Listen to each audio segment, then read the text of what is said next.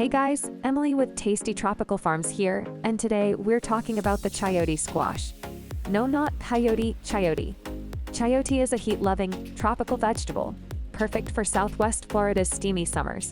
It's also commonly known as the vegetable pear, merlodon, and mango squash. Chayote squash tastes less like a squash and more like a crisp cucumber mixed with a hint of pear and fresh green beans. It's tasty and refreshing and more like eating a mild fruit than eating a squash. Chayote is native to Guatemala and is a cucurbit, meaning that it is closely related to melons and squashes. Chayote leaves, in fact, look a lot like cucumber leaves. The growth habit is very different, however. Chayote vines climb and require support from a fence or trellis. Chayote produces separate male and female flowers on the same vine. Wasps and bees are common pollinators, and the absence of pollinators can cause fruit development to fail. Fruits take about 35 days to mature after they are pollinated. The light green, pear-shaped fruit can weigh between 6 ounces to 3 pounds. Each holds a single, flat, edible seed. Sometimes the fruit is grooved and prickly, but those grown in Florida tend to be smooth. Chayote thrives perennially in Southwest Florida. In Southwest Florida, we can plant chayote in early spring or fall. When selecting a spot for your chayote vine, keep in mind that it will need something to grow up, as the vines will reach 30 to 50 feet in length. Chayote can grow in full sun and partially shaded conditions. A 12-hour day length is required for plant flowering. Chayote grown in partial shade will have a reduced fruit yield. Grow chayote in loose, well-drained, but moisture-retentive soil rich in organic matter. To grow chayote, you must get a whole fruit and plant the entire thing.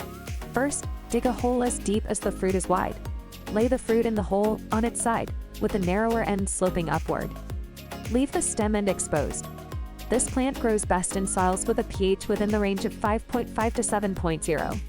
Chayote can tolerate temperatures between 54 to 104 degrees Fahrenheit, but will not survive temperatures less than 54 degrees Fahrenheit. Heavy mulching will help protect the plant's roots during the winter months.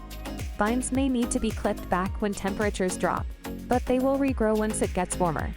Chayote growth also requires high relative humidity, between 80 and 85%, and must be watered regularly, particularly during the dry season.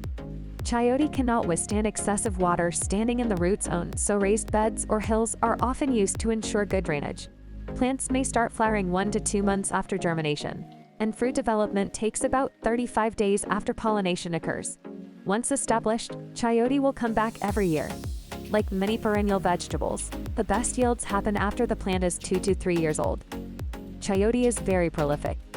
One plant can produce 50 to 100 fruits per season. If you are planting multiple vines, space them approximately 10 feet apart.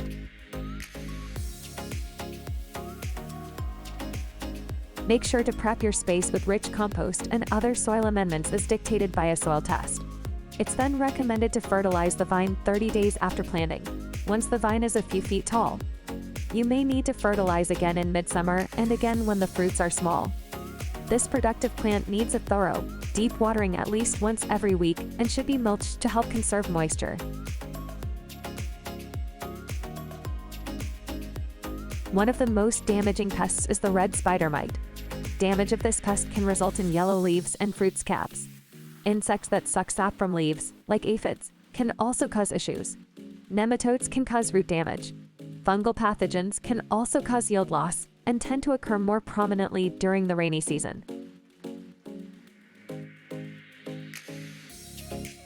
Although almost every part of chayote is nutritious and edible, this plant's fruits are mainly consumed as a vegetable. You can begin picking your crop at any stage. Young chayote has a soft seed and rind. The fruit is still edible, but a little tougher when it begins to sprout. There are many different ways to eat chayote, including raw, cooked or processed, and saved for later. When eating raw, it makes a good substitute for cucumbers and salads. The fruit can also be added to soups, stews, curries, stir-fries, or used in any other way you might use a zucchini. Small, young chayote can be made into pickles or relish. If the chayote becomes fully mature and hard, you can boil them, then mash the inside like potatoes, or you can cut them in half and bake them just as you would a winter squash. The young and tender leaves are nutritious and can be eaten and cooked like spinach. The shoots can be either stewed in soups or stir-fried in dishes.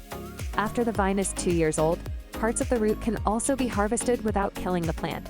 The root is 20% high-quality starch and is often used as a substitute for wheat products. First, peel the tubers, then boil, steam or bake them. Chayote fruit is high in vitamin C and calcium as well as all essential amino acids. Harvest your fruit in the early morning, and be sure to handle carefully to prevent any kind of physical damage, including cuts and bruises. The fruits may be stored for several weeks if wrapped in newspaper and kept cool. At room temperature, the fruits will begin to sprout. You can freeze, or can, dice chayote for up to 1 year. That's it for the chayote squash. I know I can't wait to get a few started this fall. Let me know in the comments what you want to see next, and if this video was helpful, please like, subscribe, and hit the notification bell so you never miss a new video. Thanks for watching. See you next time.